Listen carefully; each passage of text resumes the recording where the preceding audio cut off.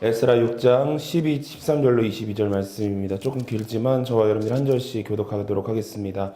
다리오 왕의 조서가 내림에 유브라데 강 건너 편 총독 다뜨네와 스달보스네와 그들의 동관들이 신속히 준행하니라.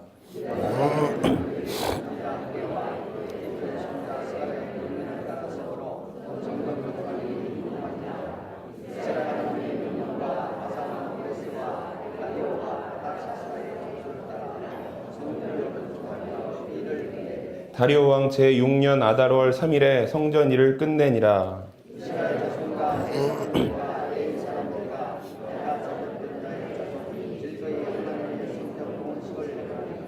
하나님의 성전 봉헌식을 행할 때에 숫소 100마리와 순양 200마리와 어린 양 400마리를 드리고 또 이스라엘 지파의 수를 따라 순염소 12마리로 이스라엘 전체를 위하여 속죄제를 드리고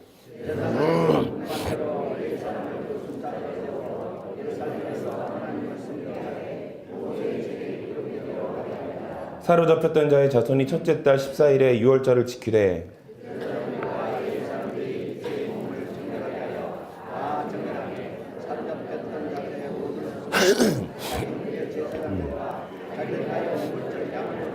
사로잡혔다가 돌아온 이스라엘 자손과 자기 땅에 사는 이방 사람의 더러운 것으로부터 스스로를 구별한 모든 이스라엘 사람들에게 속하여 이스라엘의 하나님 여호와를 찾는 자들이 다 먹고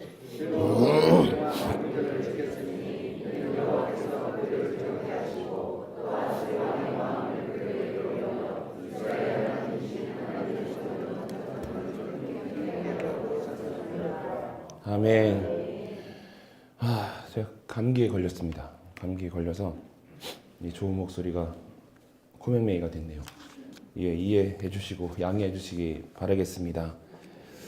네, 오늘 말씀 지난주에 우리 반석원 목사님이 예배에 관한 이야기를 했던 것 같은데 오늘도 이어서 예배에 관한 이야기를 한번 해보려고 합니다. 오늘 말씀 본문을 보면 이제 대적들의 방해로 인해서 이제 중단되어 있었던 예루살렘 성전 건축이 이제 하나님의 역사하심으로 인해서 다시 재개되어지는 장면이 등장합니다. 에스라서를 보면 예레미야의 선지자 예언대로 이제 바사왕 고레스의 이제 조서로 이스라엘 백성의 이 70년간의 바빌론 포로 생활이 끝나게 됩니다. 이제 이스라엘의 이제 고국으로 돌아갈 수가 있게 된 것이죠. 이제 하나님께서 이 주신 감동으로 인해서 이 고레스 왕이 이스라엘 백성을 본토로 귀환시키면서 뭐라고 이야기하냐면 이 일은 하나님의 명령이었음을 밝히고 이스라엘로 돌아가서 너희들이 하나님의 성전을 다시 건축을 하고 그 땅에 남아있는 사람들로 하여금 성전 건축에 필요한 물품을 제공하고 또 예물을 드리라고 이제 명령을 합니다. 제가 이 얘기를 제가 한번 지난번에 설교를 했을 때 에스라서를 이야기를 했는데 기억이 나시나요? 죄송합니다. 네. 그리고 이 고레스 왕의 전폭적인 이 지지 속에서 제사장 여수아와 지도자 스룹바벨은 예루살렘 성과 성전 재건이라는 이 대역사를 시작하게 됩니다. 하지만 이 성전 건축은 결코 순조롭지가 않습니다. 이제 성전 건축 공사를 방해하는 사건이 수시로 일어나는 것을 우리가 에스라서를 읽다 보면 알 수가 있는데 이스라엘 대적들이 이 성전 건축의 도움을 제한을 하게 됩니다. 우리도 이 성전 건축하는 데 있어서 우리 손길을 보태겠다 이렇게 이야기를 하는데 그 일로 인해서 일의 진척을 이제 방해하게 되는 것이지요. 이제 이스라엘이 그들의 위험한 제안을 거절합니다. 거절하게 되는 것이죠. 너희 손이 필요 없다. 우리끼리 견척을 하겠다 이렇게 이야기를 합니다. 이제 그렇게 하고 나자 그들이 어떻게 하냐면 선동을 감행하게 됩니다. 또 일꾼들을 낙심시키게 되고 거짓 정보를 유포하는 등 이 무려 이 성전 건축을 정말로 방해하게 되는 것이죠. 이뿐만이 아니라 성전을 건축하게 되면 유다인이 다시 바사 제국에 반역을 하게 될 거라면서 고소를 하게 돼요. 고소를 하게 됩니다. 그래서 이 성전 건축을 중단시키는 등 이 16년 동안 성전 건축이 중단되게 됩니다. 그리고 나서 이제 시간이 흘러서 처음 이스라엘의 성전 건축을 허락했었던 이 고레스의 진영이 다시 발견되어지게 됩니다. 그래서 발견되면서 다리오 왕이 다시 성전 재건을 허락하게 되는 것입니다.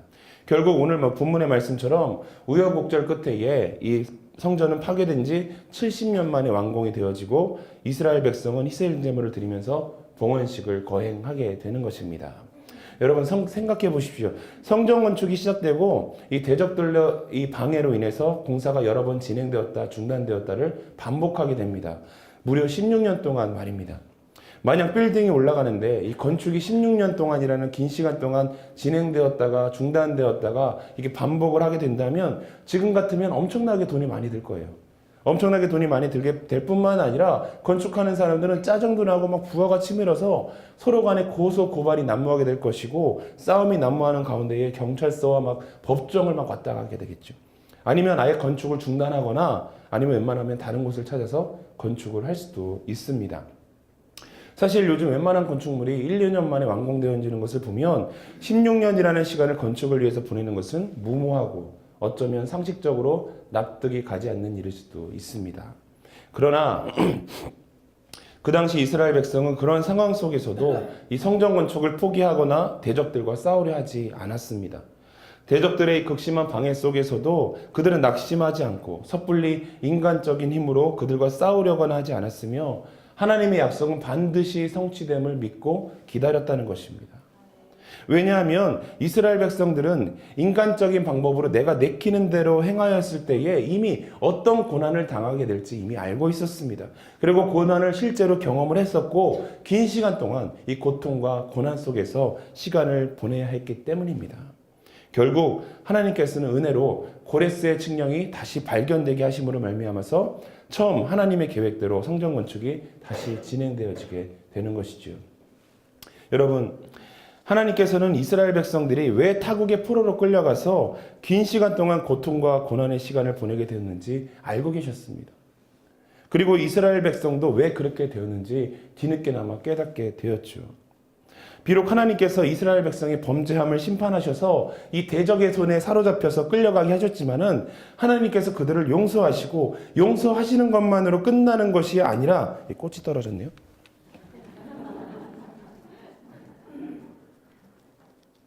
시상식에 온 것 같은.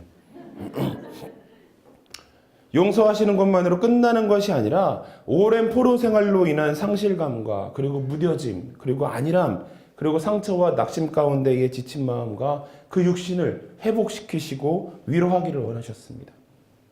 그리고 다시는 그 백성들이 그러한 시간을 보내기를 원하지 않기를 원하시면서 그 원인이 그들의 삶 가운데에 무너진 성전, 즉 무너진 예배에 있음을 깨닫게 하셨고 그렇기 때문에 무엇보다도 먼저 그들의 예배가 회복되기를 원하시면서 성전 건축을 명령하셨던 것입니다. 하나님이나 이스라엘 백성이나 무너진 그들의 삶에 궁극적으로 하나님의 예배가 회복되어지기를 원했던 것입니다. 사실 그 당시에도 이스라엘 땅에서는 이 남아있는 자들에 의해서 예배가 드려지고는 있었습니다. 하지만 오랫동안 이 번질되어 버린 예배가 하나님의 거룩한 땅, 이 거룩한 백성에게 남아있기를 하나님은 원치 않으셨습니다.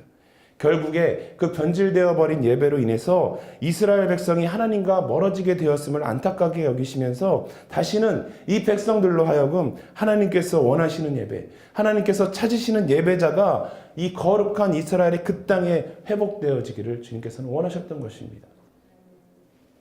하나님의 성전 건축이 시작되었습니다. 고통과 고난과 시련의 시간을 보내고 난 뒤에 기대와 소망을 가지고 하는 건축이었습니다. 그들의 잘못된 과거에 대한 회개가 담겨 있고 기쁨이 담겨져 있었던 건축이었습니다. 오랜 시간 동안 하나님께 온전한 예배를 드리지 못했습니다. 고난 가운데에 그들의 잘못을 깨닫고 오랜 시간 동안 간구하였었던 이 눈물의 예배였던 것입니다. 그렇기 때문에 얼마나 정성 가운데에 거룩함으로 짓는 성전이었겠습니까? 자신들의 죄로 인해서 무너졌던 성전을 자신들의 손으로 직접 지으면서 오랜 시간 동안의 포로 생활과 대적들의 방해를 거치며 짓게 된 성전인 만큼 다시는 이 성전을 무너뜨리지 않으리라는 그들의 결단이 담겨져 있는 그런 건축이었다는 것입니다. 여러분, 예배는 이처럼 하나님을 향한 소망이 있어야 하고 기대가 있어야만 하는 것입니다. 그리고 어린아이처럼 순수함이 있어야 하고 거룩함이 있어야만 하는 것입니다. 그리고 수많은 시련과 고난 속에서도 끝까지 잃어버리거나 포기하지 않는 믿음이 있어야만 하는 것이고 과거에 지은 죄를 회개하고 다시는 죄를 짓지 않으려는 눈물의 결단이 있어야만 하는 것입니다. 그래야 비로소 하나님께서 우리 삶 속에 온전한 은혜를 허락하실 것이고 거룩함을 회복하게 하실 것이고 우리 삶을 온전치 못하게 방해하는 모든 대적들의 마음까지도 예배를 통해서 돌이키게 하려는 놀라운 역사가 일어나게 되는 것입니다. 여러분, 예배는 이처럼 모든 것을 제자리로 돌리는 능력이 있습니다. 우리 삶의 모든 영역을 새롭게 변화시키는 능력이 있다는 것입니다. 안성모라는 교수님께서 영적 대각성에 대해서 심리학적으로 분석해놓은 논문을 본 적이 있습니다. 그 글에 따르면 모든 생물은 습성화 혹은 정향 반응의 경향이 있다고 합니다. 무슨 얘기냐면 예를 들어서 처음 새 옷을 입으면 그것을 의식하지만 조금 지나면 무감각해지고 또 낯선 방에 들어가면은 시계 소리가 들리지만 조금 지나면 그 소리를 듣지 못한다는 것입니다. 그런데 이런 경향은 우리의 신앙생활에도 적용되어지는 것 같습니다. 즉 영적으로 점점 무뎌지게 된다는 것이죠. 영적으로 무뎌질 대로 무뎌져서 교회가 영적 영향력을 잃어갈 때마다 하나님께서는 새로운 영적 대각성 운동을 일으키셔서 다시금 영성을 회복시키게 하셨습니다. 우리는 신앙생활을 통해서 무엇이 변화되었습니까? 우리의 삶의 끝없는 변화를 강구하기나 하고는 있는 걸까요? 삶의 변화, 내 모습의 변화, 내 인생의 참된 변화를 원한다면 그 시작은 바로 예배의 회복이 될 것입니다. 여러분, 예배는 나를 위한 것이 아닙니다. 나의 권리를 주장하는 시간도 아니고 그 수단이 되어서는 더더욱이 안 되는 것입니다. 그리고 나의 가족, 내 직장, 내 학업, 내 인생이 잘 되기 위해서 드려지는 것이 아니라 오히려 예배를 통해서 내가 십자가 앞에 더 낮아지고 더 죽어져서 하나님의 영광이 드러나고 그분의 나라가 이루어지는 것, 바로 그 예배가 하나님께서 우리에게 받기 원하시는 그런 예배라는 것입니다. 그래서 사단은 그리스도인의 삶을 무너뜨리기 위해서 그 방법으로 예배를 빼앗기로 작정했습니다. 그것이 사단이 승리하는 것이고 인간의 나약함을 스스로 인정케 하는 것이고 그 나약함을 스스로 드러나게 하는 것이기 때문입니다. 그 예배를 빼앗기 위한 방법 중에 하나가 바로 사람을 이용하는 것입니다. 성전을 지으라 명령하신 분은 분명히 하나님이셨습니다. 그러나 성전을 직접 짓기 위해서 움직인 것은 사람이었죠. 그렇기 때문에 사단은 이스라엘의 대적들을 통해서 이들의 손길을 멈추게 하고자 했던 것입니다. 그 대적들이 처음에는 자신들도 성전 건축에 동참하고자 했지만 이들의 의도에는 불순함이 있었던 것입니다. 에스라서 4장 1절 2절 말씀을 보면 사로잡혔던 자들의 자손이 이스라엘의 하나님 여호와의 성전을 건축한 다음을 유다와 베냐민의 대적이 듣고 수르바벨과 족장들에게 나와 이르되 우리도 너희와 함께 건축하게 하라. 우리도 너희같이 너희 하나님을 찾노라. 아수르 왕 에스라돈이 우리를 이리로 오게 한 날부터 우리가 하나님께 제사를 드리노라 하니, 이렇게 말씀이 기록되어 있습니다. 여러분, 우리가 여기서 너희 하나님이라는 말을 주목할 필요가 있습니다. 이스라엘 백성이 바벨론의 포로로 끌려간 이후에 그 땅에 주위에 많은 이방인들이 이주해서 살아가고 있었습니다. 그리고 그들에 의해서 예배는 계속 드려지고 있었죠. 하지만 그 당시에 그들이 하나님께 드렸었던 그 예배는 그리스도인으로서의 믿음의 고백이 담긴 순수한 예배가 아니라 여러 신을 믿으면서 종교적 혼합주의에 빠져서 그들이 믿는 여러 신들 중에 하나의 신으로 여호와 하나님을 여기고 드렸었던, 다시 말해서 참된 믿음이 담겨져 있지 않은 그저 다른 신에게 드려졌었던 종교적 의식, 기복신앙에 불과할 뿐이었다는 것입니다. 다시 말해서 이방인들에게 하나님은 율신, 나의 하나님이 아니라 우리 하나님이 아니라 여러 신들 중에 하나인 너희 하나님이었다는 것이죠. 너희가 믿는 하나님. 이어지는 말씀을 보시면 그러한 불순한 의도를 간파한 수르바벨과 이 예수아와 족장들은 그들의 제안을 단호하게 거절하게 됩니다. 고레스 왕의 조서도 다른 민족들과 함께 성전을 건축하라는 말은 기록되어 있지 않았었습니다. 성전 건축은 유다 백성이 신앙을 순수하게 지키면서 하나님을 향해서 열심을 내야만 하는 그런 과정이었던 것입니다. 이스라엘 백성과 같이 잃어버린 예배를 회복하고자 하는 갈망과는 달리 성전 건축에 참여하여서 자신들의 영광을 구하고자 했었던 이방인들은 결국 자신들의 뜻이 관철되지 않자 이 양심을 품고 성전 건축을 방해하게 된 것입니다. 요즘 한국교회가 위기라고 합니다. 사실 교회가 위기라는 것은 이미 오래전부터 많은 기독교인들이 인지하고 있었음에도 불구하고 영적으로 너무나 무뎌져 있어서 교회가 위기다 하는 말이 진실로 위기로 여겨지지는 않는 것 같습니다. 왜 그렇겠습니까? 우리의 신앙생활이 이미 많은 영역에서 무너져 있습니다. 회복하고자 하는 의지도 없습니다.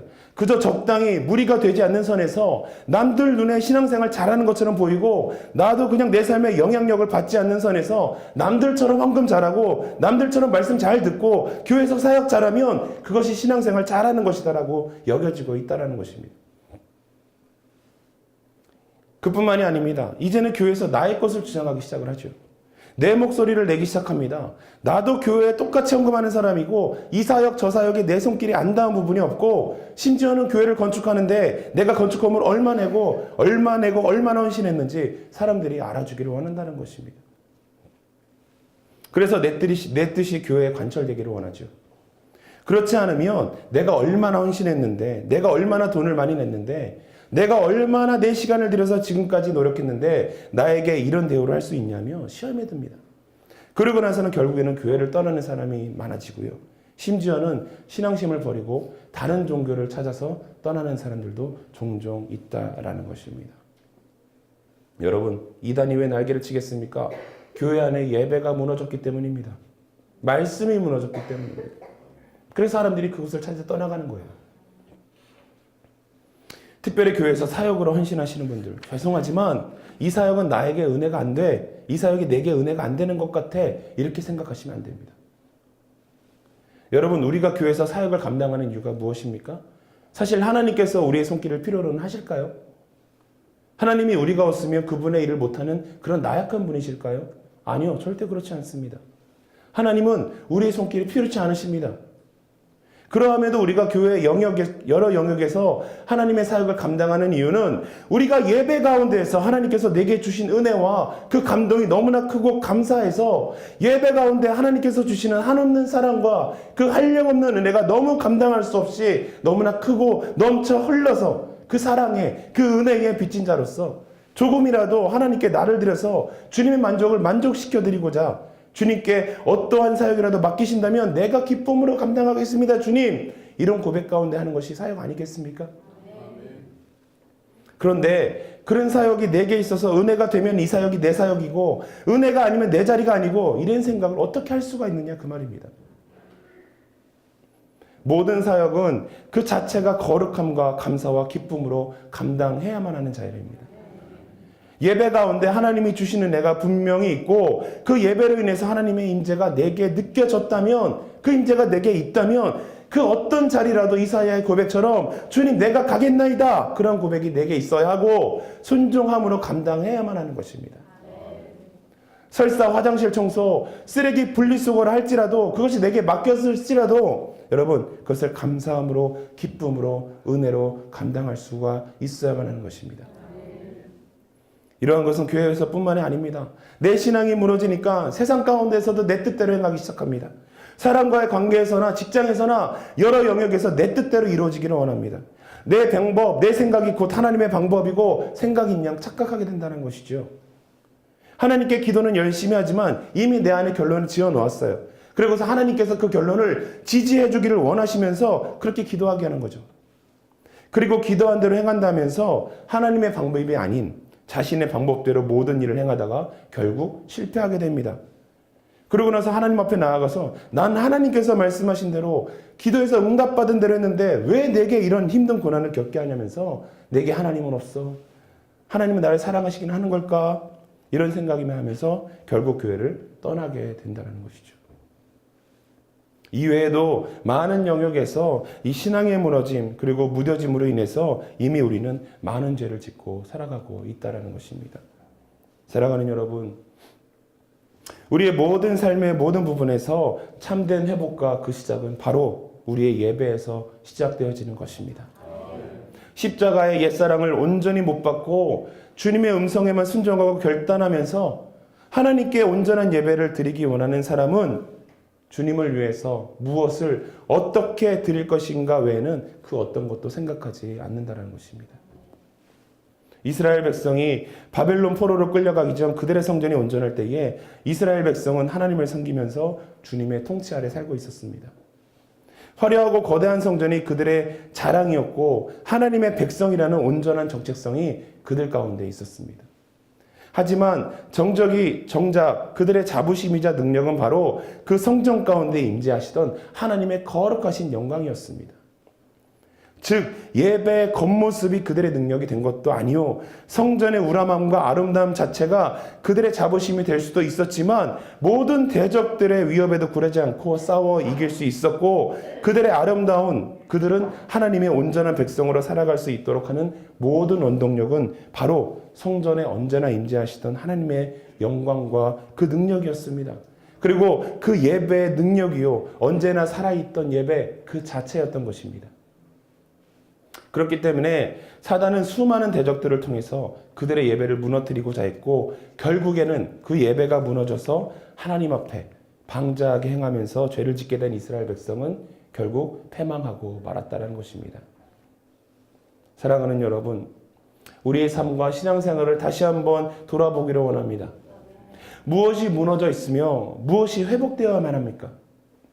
내가 지금 하나님께 드리고 있는 예배에서 지금 여러분이 앉아 계신 그 자리 가운데에서 여러분 하나님을 만나고 계십니까? 그저 주일에 아침 잠에서 덜 깬 모습으로 나와서 의자만 데우다 가는 그런 수준의 예배가 우리 안에 아직까지 남아있다면 여러분 그 예배를 이제는 버리시기 바랍니다.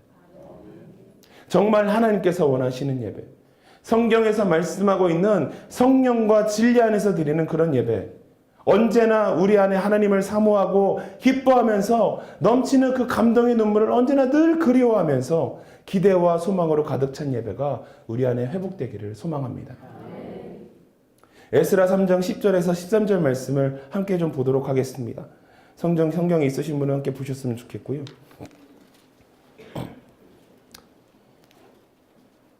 같이 읽겠습니다. 건축자가 여호와의 성전의 기초를 놓을 때에 제사장들은 예복을 입고 나팔을 들고 아삽 자손 레위 사람들은 재금을 들고 서서 이스라엘 왕 다윗의 규례대로 여호와를 찬송하되 찬양으로 화답하며 여호와께 감사하여 이르되 주는 지극히 선하심으로 그의 인자하심이 이스라엘에게 영원하시도다 하니 모든 백성이 여호와의 성전 기초가 놓임을 보고 여호와를 찬송하며 큰 소리로 즐거이 부르며 제사장들과 레위 사람들과 나이 많은 소령 족장들은 첫 성전을 보았으므로 이제 이 성전의 기초가 놓임을 보고 대성통곡하였으나 여러 사람은 기쁨으로 크게 함성을 지르니 백성이 크게 외치는 소리가 멀리 들리므로 즐거이 부르는 소리와 통곡하는 소리를 백성들이 분간하지 못하였더라. 아멘. 여러분 예배를 포기하지 마시기 바랍니다. 대적들의 손에 빼앗기지 마시기 바랍니다. 예배를 드리지 않는 것뿐만 아니라 하나님께 약속한 시간, 하나님께 약속한 장소, 예배에 대한 기대감과 소망을 갖는 것, 내 삶과 내 목숨까지 드려서 하나님 앞에 거룩한 희생제사물이 되고자 하는 이 헌신과 또 그분의 말씀에 반응하는 것, 이런 것들을 지키는 것이 바로 예배를 포기하지 않는 것입니다.